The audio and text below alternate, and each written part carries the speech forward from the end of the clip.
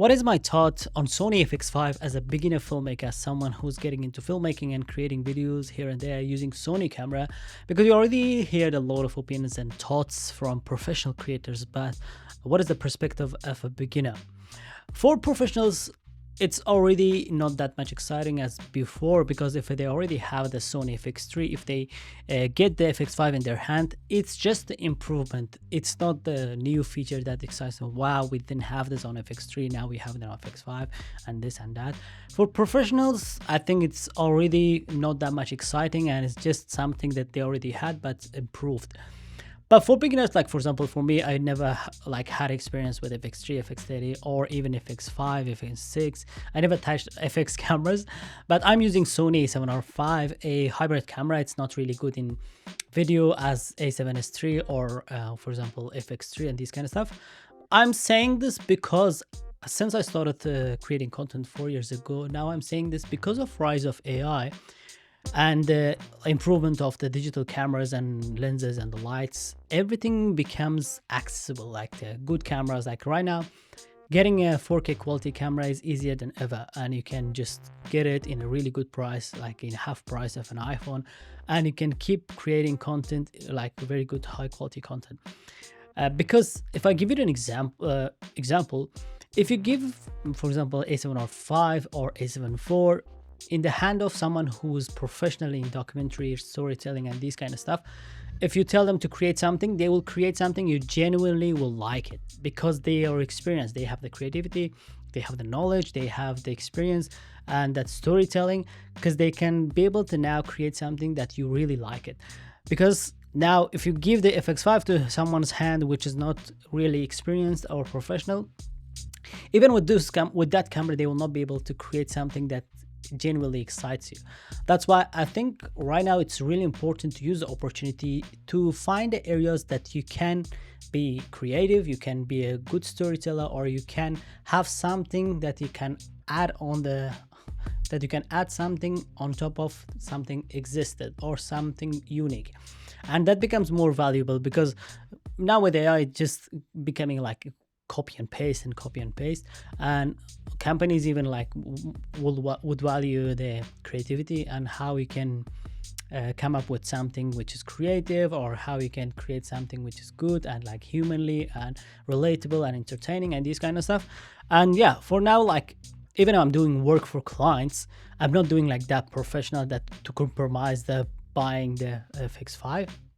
But if I get in that stage that I can compromise buying the FX5, I would buy it in that time. But why, if I get it, like for example, second-hand FX3, even like if I can compromise the price of FX5, just to be safe, I would buy that FX3 with the second-hand price and save that rest of the money for the good lenses, for good glasses. Because now I know how much important is glasses other than a camera. Yes, you can get a 4K camera, but if you pair it with the right lens, you can get brilliant quality. And if you have the creativity and the storytelling knowledge, you can create something that you genuinely like yourself, and people will also like it. That's why if you have a camera like A7 III, A7 IV, or A7 V, these kind of things, just first try to get the best out of it. How you can create a video, because you see people even with the iPhone, they create a documentary or interview or something like that. You don't genuinely like it, you just feel connected, and the structure is good, the storytelling is good. And now you have, like for example, Sony A7 IV or APS-C cameras, or any kind of cameras which is 4K and way better than the phone. Why not you be able to create that good video? Before buying an FX3 or FX5, I think it's important to think about the storytelling and the creativity side of it. And that's what I was reflecting on it now. I would work more on creativity and more on how I deliver the message, how I like the communication style, the speaking, the storytelling, to just build the quality of the content by the time, not just build the like a production side. You can build the best camera rig, best FX5, and like crazy lights and this kind of stuff, but if you still lack that storytelling side, it's becomes so hard to get the best out of that camera. And imagine you would use like only 2% or 5% of that camera that actually can give it to you.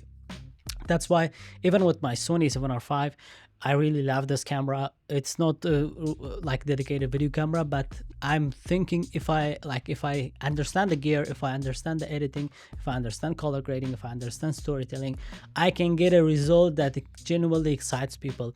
But I'm not still there, but I'm working on it, and I don't overthink or don't stress myself out like, oh, should I get FX3? I might be suddenly creative or storyteller. No, that's not the case. So as a beginner, that's my advice for you. If you already have a camera, do not think about first buying a crazy camera gears, because this is from my experience.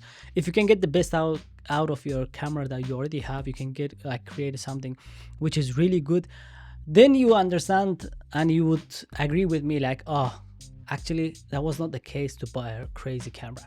I can get the best out of this. Now in that time you can think of exploring more things, and like for example getting clients, and you get in client, and for being like professional in the client works, like you're doing works with a couple of clients and you're like, oh, I can get this much money, so now I can buy FX3, I can compromise the price. But before that, spending that much money I think also is not really reasonable. And yeah, that's my take. Let me know in the comment section if you have any Sony cameras or any other cameras that you're creating content already that you really like it, even if it's not like a crazy high quality camera, but you still have that what do you call it, that capacity, that skill that to create those kind of videos. And yeah, like one thing these days I'm focusing on to create videos like this unscripted, to make it more natural and build my communication style and the confidence in front of the camera, because there are a lot of things to think about before you buy a crazy kind of camera. Yeah, I hope you like this video. Again, I'm telling you, just let me know your experience, and if you want to make me any video about the camera, Sony cameras or lenses and this kind of stuff, I would happy to create a video about them, and I'll catch you on the next one.